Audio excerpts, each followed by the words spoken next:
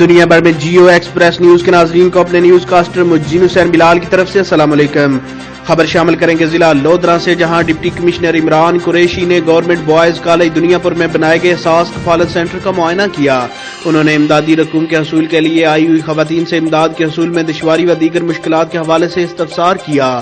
Deputy commissioner نے امداد کی وصولی کے لیے آئی ہوئی خواتین سے دریافت کیا کہ ان سے کسی بھی شکل میں کوئی رشوت تو طلب نہیں کی گئی، جس پر تمام خواتین نے کہا کہ امدادی رقوم کی فراہمی میں کسی بھی قسم کی رشوت نہیں لی گئی۔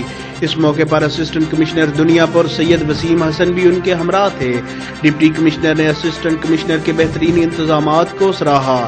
ڈپٹی کمشنر نے مزید ہدایت کی کہ امداد کی وصولی کے لیے آئی ہوئی خواتین کا 6 فٹ کا فاصلہ برقرار رکھا جائے اور ان کو کسی بھی دشواری کا سامنا نہ کرنا پڑے۔